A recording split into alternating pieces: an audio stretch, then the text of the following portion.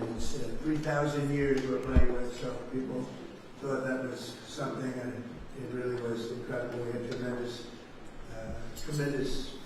friendships, and we've developed some friendships even over the last few days, and it's going very well.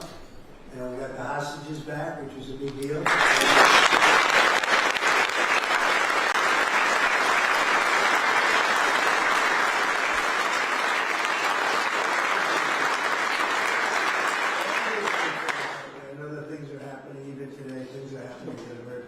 Everyone wants to see it happen. Countries that didn't get along with each other are now seemingly in love with each other. Now, the Middle East had a chance, perhaps, but the deal will still be there. It's going to be, I think it's going to be something to remember. We've settled now 8 wars, if you think.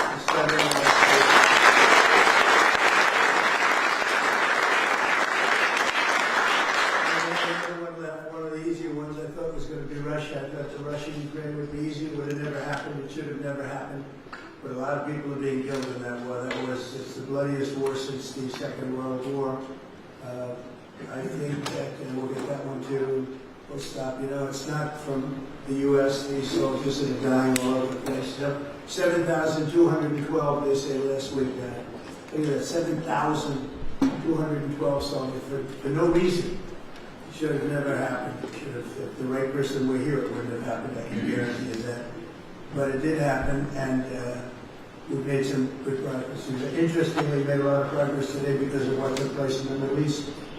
Only the deep thinking business people would understand that, of which we have a lot of them. We have a lot of legends in the room tonight. And that's why we're here, to celebrate you, because you've given tremendous amounts of money to see a ballroom built for the first time at the White House. The White House, for 150 years plus, they wanted to have a ballroom, and it never happened because they never had a real estate person. Yeah, I like it. For me, it's like, I love it in between China and Russia and everything else that we deal with. It's going to be a great ballroom. It's going to be a great ballroom. As an example, this has really been the ballroom for many years, and it holds 100 people, of which we have 125 today. But we have 128, and I've never seen it with 128. And by the way, you're going to have a little good entertainment from the military band right after this. I see some really talented musicians. They're going to do a few songs, and you're going to love them. They're very talented people. But so for years they wanted to have it, and when they have the head of China, the head of any country, we have many of the countries can't, and they'd always put the tent out on the lawn. And it was not raining, you get away with it a little bit, but it's still a tent. And they're biggest dignitaries in the world, not only political, in many other ways too. And so I always said that if I pull it off again, we are going to build the ballroom, and I'm going to start right at the beginning. We had it designed by one of the top architects in Washington, who's very, very respected, and very, very respected actually. And we started the process, and we have it concluded, and it's actually starting right behind us. And if you look, this is really a knockout panel. Should I show you? I guess maybe you sort of see it, right? So we don't really want you to walk on there, but you can take a look if you want. Because we took out all the strength from underneath. That collapsed. We collapsed it over the next few days. It's going to be demolished.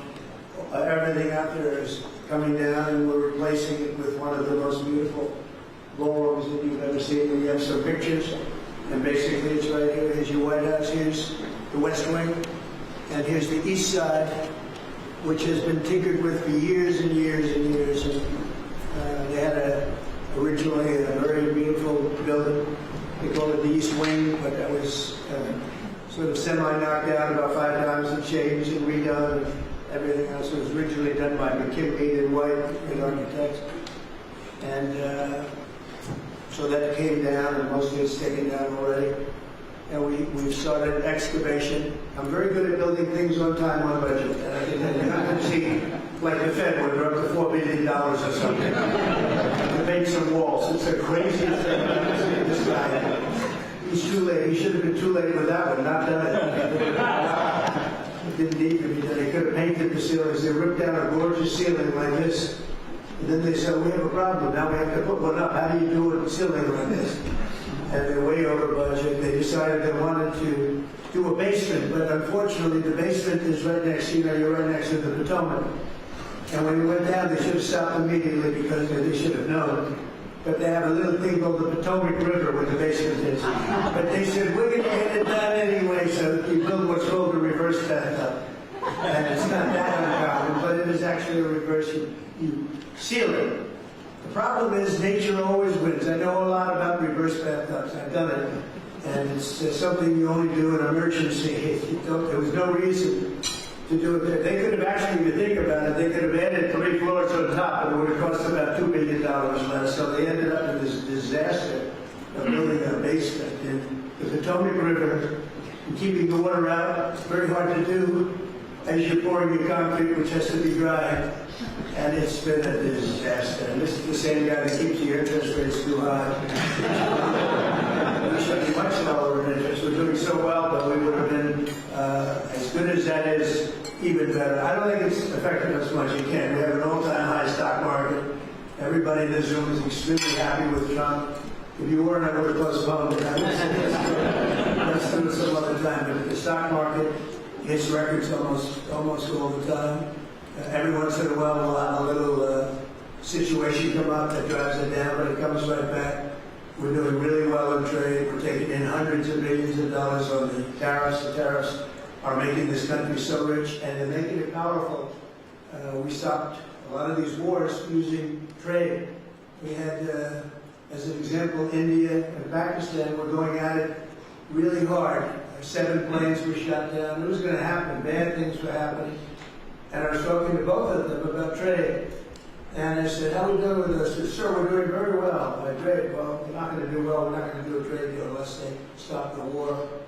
And I got him on the phone and I said, listen, we're going to put a 200% tariff on your country for any product you sell into the United States unless you stop this war. Because I'm not going to be a party to it. You have 2 nuclear nations, by the way. No, you can't do that. I say, I can do that very easily. I can. We're not going to have to lose millions of people from the planet. And frankly, that dust can blow over here too. It affects everything. It's a powerful, powerful weapon. Too powerful. So powerful you don't want to talk about it. So they said, no. I said, yes. And here's the story. If you're going to go and do it, we're cutting off all negotiations. There'll be no trade with the United States of America. Both nations, spoke to them both. I like both the leaders, I like them both. Wow. But I said, that's the way it is. And I get a call the next day, we have decided to de-escalate. He said, I thought you would, actually. We have decided that we will not fight. I said, have you come to a conclusion? Yes, we're not going to do any more. They stopped. Just like that. This could have been a nuclear war, probably would have been. In fact, the Prime Minister of Pakistan came and saw me, and he was emotional about it. And in front of a group of people, he said, this man saved 3 million, 5 million, maybe an untold number of lives. And it was just recently that this happened. So, and we did numerous of them like that. And part of the reason we did it was trade. I think of the 8, I would say 5 were because of trade. You know, the power of trade, but the power of tariffs. The tariffs have made us a very kind nation because a lot of people aren't dying. I use it for purposes of stopping wars. I love stopping wars.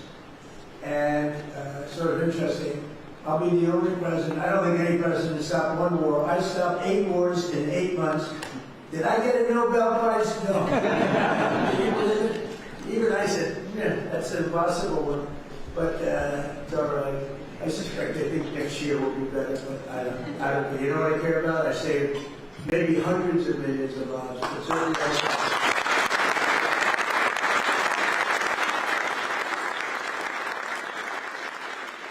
So now we'll get back to the point of hand, and that's where you're really here because you contributed to this incredible building that people have wanted for so many years.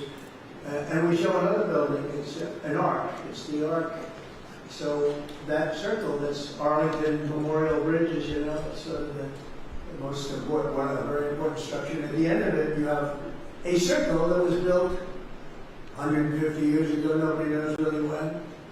And in fact, they put a couple of columns on each side. So you have 2 columns on one side, 2 columns on the other. But you have in the middle just a circle. And everyone that passes has said, something was supposed to be built there. That's true.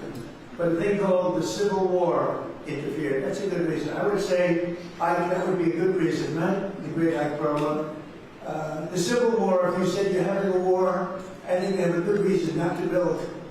Again, you know, they were building the Washington Monument, then they stopped, and you can see where they stopped because the stone is a little different color when you get up to the middle. But anyway, they stopped here. And then they were, in 1902, they would have put a statue of Robert E. Lee up.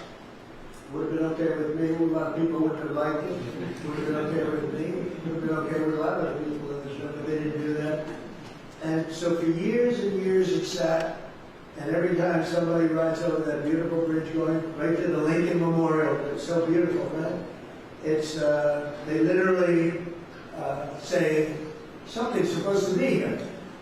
And so we have versions of it, sizes of it, and it's going to be really beautiful. I think it's going to be fantastic. There's a rendering of what it will look like. You have 3 sizes. That would be the largest one. This is just a model of what it would look like in either of the 3, any of the 3 sizes, which is right here. I don't know if you can see it. Sort of, that's Lady Liberty. Lady, did you ever hear of Lady Liberty? On top. But, so the sizes would be very different. Now here's Lincoln, and this is sort of facing this way. And so, you know, this is a direct line. They did this, they didn't do that. So this would be, small, medium, and large. Medium and large. And whichever one will look good.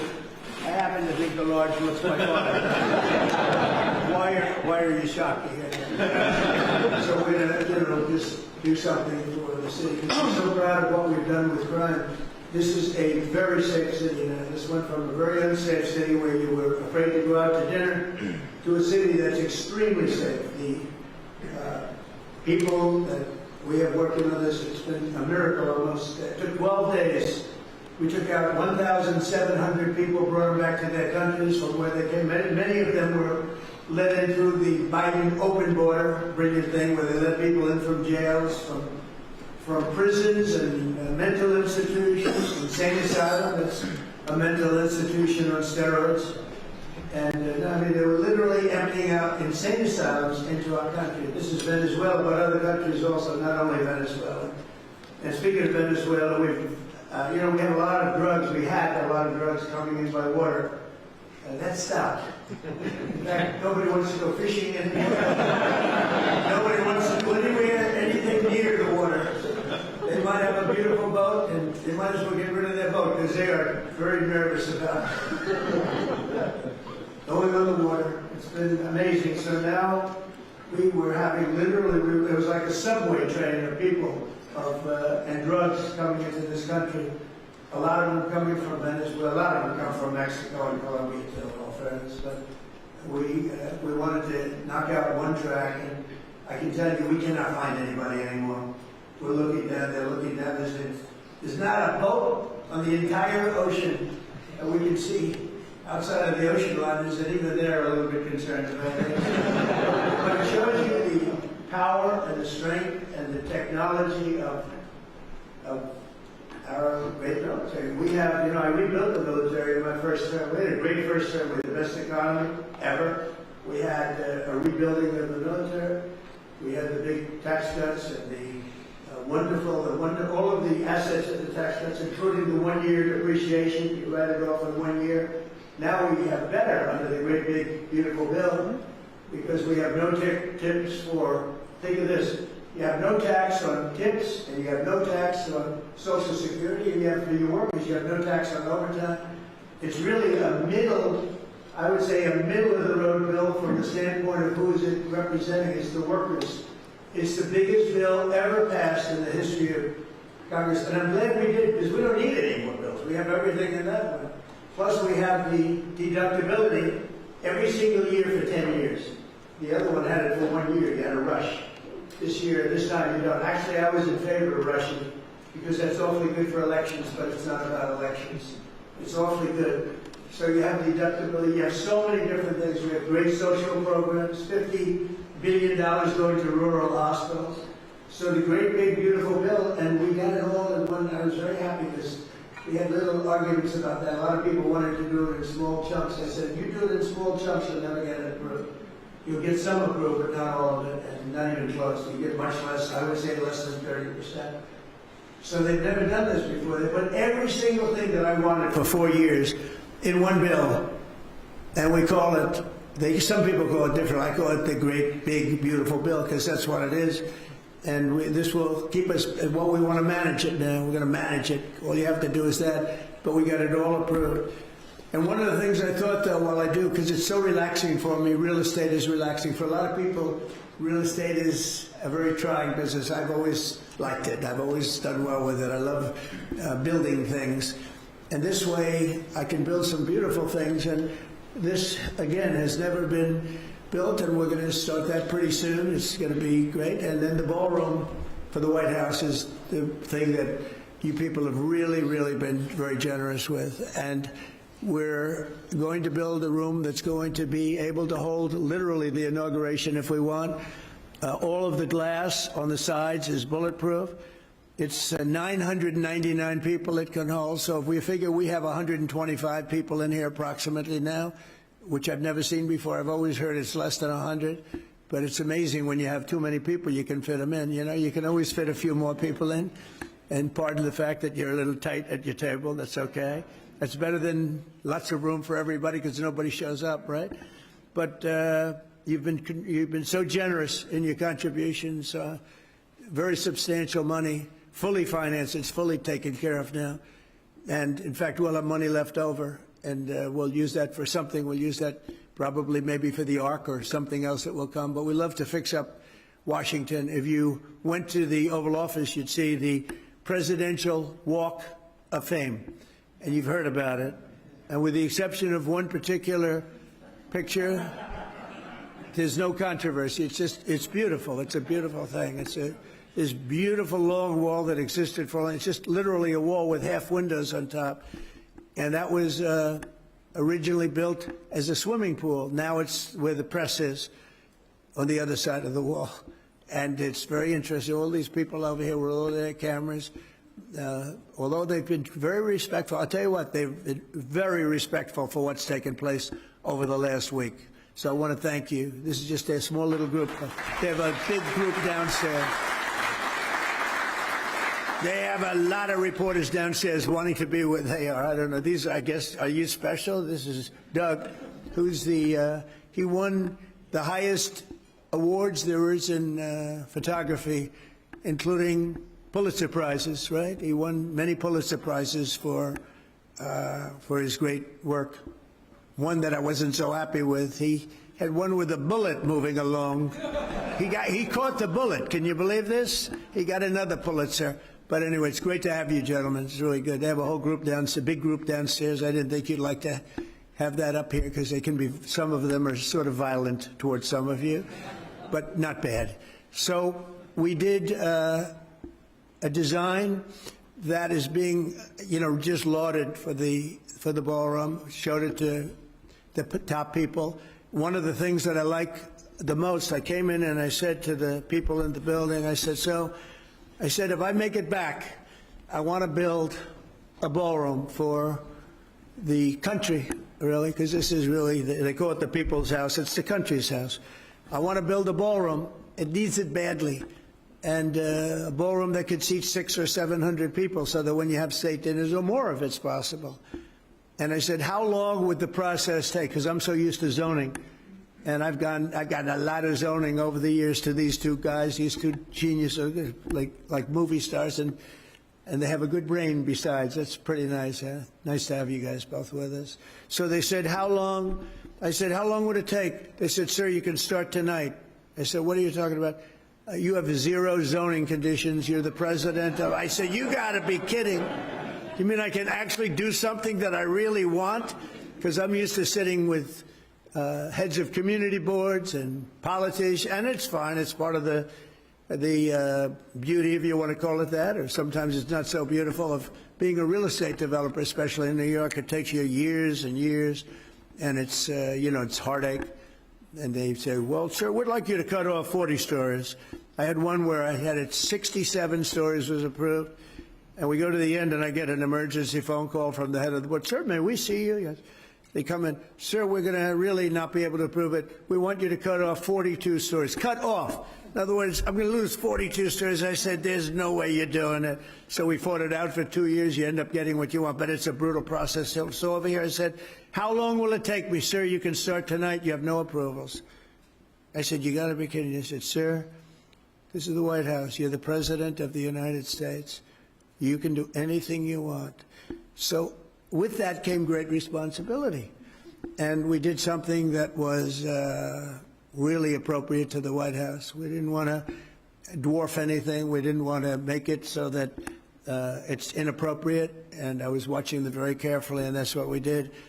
And so we're going to have a phenomenal ballroom. This is going to be one of the best anywhere in the world. There won't be anything like it, actually. And it's 4 sides of glass, all glass, beautiful glass, but totally appropriate in color and in window shape and everything else with the White House, moldings. So it's going to be very much in keeping with the White House. You know, a new thing is you build a super modern building next to an old-fashioned building, and I think that's good, but I don't have the courage to do that with the White House. It's good for a lot of places. It's not good. It's not good for here.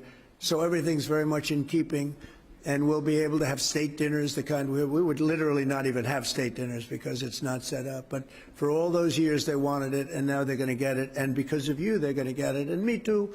We're all in this together. And I mean, I have so many friends, and so many of you have been really, really generous. I mean, a couple of you are sitting here saying, sir, would $25 million be appropriate? I said, I'll take it. You know, it doesn't take too many 25s to get it done. But a lot of you have been really fantastic. Ike, thank you very much. You were great. You were great, Ike Perlmutter. And they just felt it was something that's really good. It's the preservation of something there's nothing like it. To me, there's nothing like the White House. Even after I won the first night, I went up and I'm standing in the residential hallway with Melania, and I'm looking into the Lincoln bedroom. I said, that was a surreal experience. I'm saying, do you believe this? We're in the White House, and that's the Lincoln bedroom. And it takes a while to get used. I'm still not probably really used to it. It's just a special place. What can I say? So we have to take care of it. And we have little things like at the Lincoln bedroom, the bathroom was done by the Truman family, and, you know, a long time ago. And it's done in a green tile, and it's done as in a style that was not exactly Abe Lincoln. It's a style that's not good. So it's actually Art Deco, and Art Deco doesn't go with, 1850 and Civil Wars and all of the problem. But what does do is statuary marble. So I ripped it apart and we built a bathroom. It's absolutely gorgeous and totally in keeping with that time, because the Lincoln bedroom is so incredible for those of you that have seen it. We have so many different. Downstairs we have the palm room, and they had 1-by-1 tiles that were put there probably 20 years ago by somebody, and they were broken and bad. It's embarrassing, and I took it out and we did a magnificent book-matched statuary marble floor. We fixed the room, and we put up the right, the proper lighting and chandeliers. And it looks incredible. People walk up, they can't believe how beautiful it is. And so we like to fix it up, and it's a little bit of my heritage, fix up and clean up and make it nice. And we're doing that with the White House. So the largest room in the White House is the East Room. That's this room right here, by far. And it currently holds, let's say, as we said, 100. And for this reason, during major functions and events, administrations going back many, many decades were forced to severely limit the number of events they had, and certainly limit the number of people. And they had some catastrophic events. Some of the biggest events were a tent being built on the lawn, and the rain started, and it for some reason, every time they put up a tent here, it rains, and that's not good. and they tended to use a lower level, which is, they have pretty big land here, but they used a lower level where the rain would just seep into the ballroom, and it wasn't pretty when you're sitting down having dinner, talking about, hello, President Xi, and how have you been, and hello, Emmanuel from France, and all the different people that we've had here. And you've got about 4 inches of water, literally, that's going over your shoes, and you're trying to pretend that it's not happening, but it's not. So we won't have that stuff anymore, and it'll be great. We really need it. The United States is the greatest and most powerful nation on earth, and American presidents need to be able to host events at the White House that reflect the demands of the time and that can be carry out the prestige of what we're all doing. I mean, we're a country that a year ago was dead. We were a dead country a year ago, as many of you know. And today we're the hottest country anywhere in the world by far. Everybody admits it. King of Saudi Arabia told me that. You've heard me say it. But Qatar, UAE, the European Union came in, every country. They said it's unbelievable what's happened with the United States. We're hot. And I'll tell you what, had this other group of lunatics been elected, this country would have, I think, you would have actually failed. So we went from being a country that was dead, a country that was really in trouble, open borders, everything they did wrong, men and women sports, transgender for everybody, every single thing they did was wrong. Just go the opposite, and you couldn't miss. And we had an election that was a landslide. It was so big. We won the popular vote by a lot. We won all 7 swing states, or 7 swing states, as you know. And if you win 3 or 4, you do great. But to win 7 is very rare that you see that happen. We won all 7. We won the Electoral College by a lot. We're at 312. Remember, they said, well, I don't know if he can get above 250. No, we didn't. We got 312, and it was great. We beat him by a lot. But we have another where you would call it districts, or you would call it, there's a map split up, beautifully split up in tiny little quadrants, and they call them districts, they call them just areas, and we were 2,750 to 525.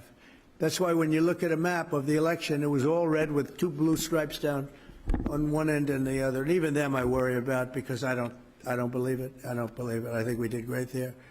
And so we've had an amazing time. It's the most powerful nation on earth now. You see that. You see the weaponry. We have the greatest weapons, the greatest manufacturer of weapons. Some of you are in that world, and some of you, the greatest in the world. We have the greatest in the world. I wish we could make them faster, if you want to know the truth. Everybody, all of our allies want them, and they want them as quick as they can. And the American presidents need to be able to showcase our country. So we'll begin the really historic effort to add we'll call Presidential Ballroom. That'll expand the space for tens of thousands of people will be able to come during the course of a year if you add it all up, and have the kind of space that you need. It's very exciting. To me, it's exciting as a person in real estate, because you'll never get a location like this again. Even contracts, I gave out the contracts myself. Can you believe it? And we just gave out the excavation contract, and I guess he was in for $3.2 million. I said, can you do it for 1.5? No, I can't do that, sir. I can't. I said, this is once in a lifetime. This is the excavation of the White House grounds for what will be one of the best, most beautiful ballrooms in the world. Sir, I can't. So, but I got him down to $2 million, so it's not terrible. So we got it. And so many people were so great. Carrier is a great company, air conditioning. He called, he said, sir, we'd like to donate the air conditioning. I said, that's a beautiful thing. I appreciate that. He's donating it to not giving it to me, giving it to the country. He donated the air conditioning, a steel company, a great steel company, a great man, actually. He said, sir, I'd like to donate the steel for your ballroom. I said, well, that's nice.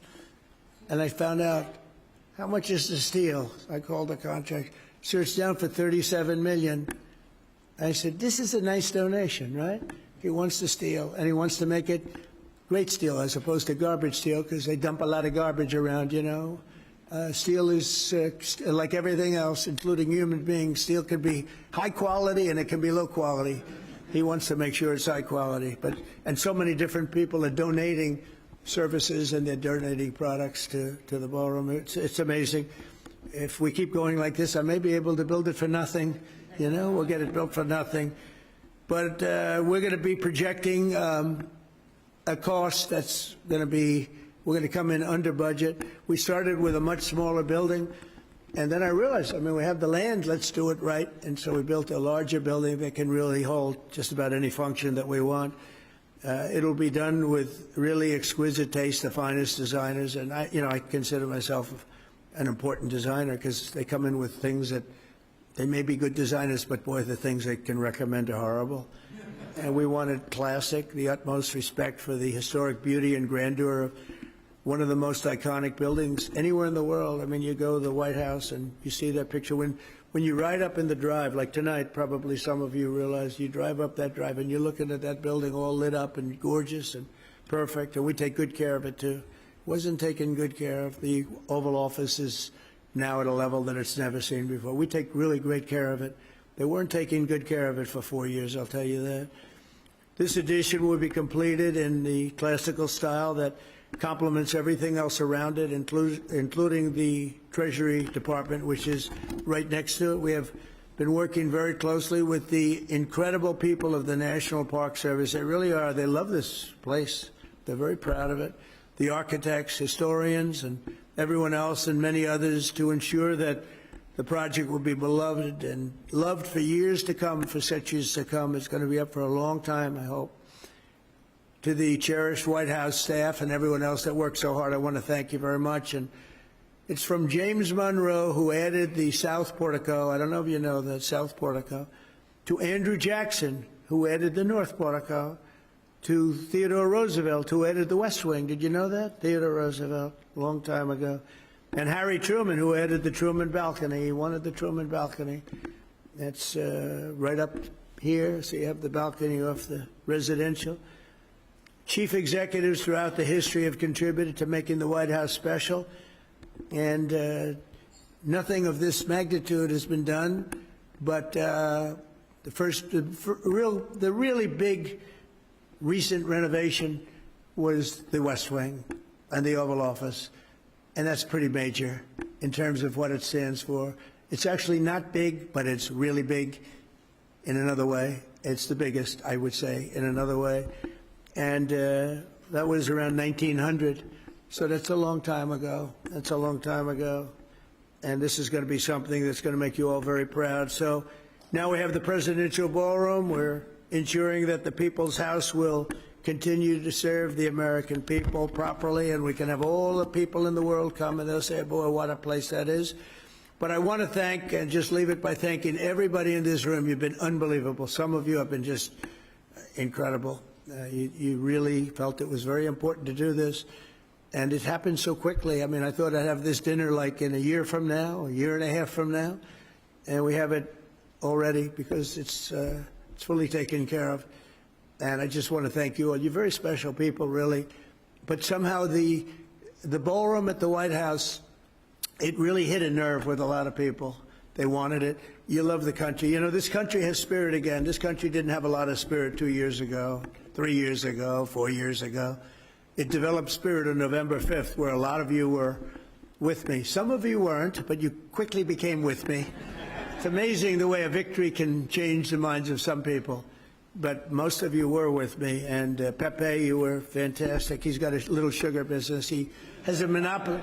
He has a monopoly on the world's sugar. I would say that's a good business. I know nothing about sugar, but I would say a monopoly on sugar is pretty good, Pepe. Thank you both very much. Thank you, darling, for being. Well, thank you both for. Yeah, that's right. He ends up with good real estate. It starts off as sugar, then all of a sudden he's in the middle of a city. And he ends up, but he's been great and a supporter right from the beginning for years. And I see you sitting out there, and I appreciate it, and so many others. So I just want to say thank you all. Simply behind me, so is a knockout panel. This panel, the next time you come here, will be opened up and gone. No problem with any of the surrounding areas. This room will be fixed. This will be like a cocktail. The whole floor will be cocktails or pre-briefings or whatever it may be, lots of different things.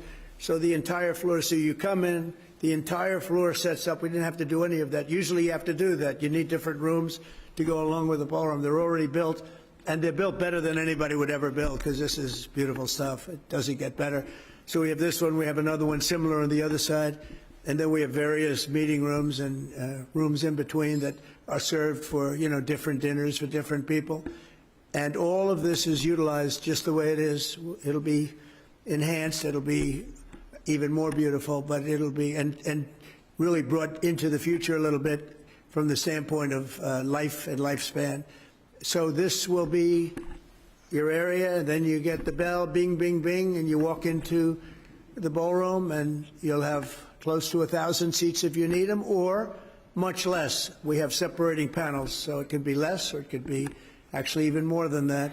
So I think it'll be something you'll be very proud of. And what we're going to do is, when we open up, you'll be among the first groups, maybe the first group if I still like you at that time, which I'm sure I will. But you'll be here, it will be here, and you're going to be very happy. You're going to be very impressed. We get it done. So I want to thank everybody very much, and it's so many friends in the audience, and I just want to thank you all. You're very special people. You love the country. You love the White House, and what you've done is very important. And we'll have a little dinner, and we'll ask the press to now go home to your wives, family, say hello to them. If I don't like you, don't even bother. But you've been great. Thank you very much. And Doug, thank you very much, and congratulations on a great career. Thank you. Thank you, everybody. Thank you very much.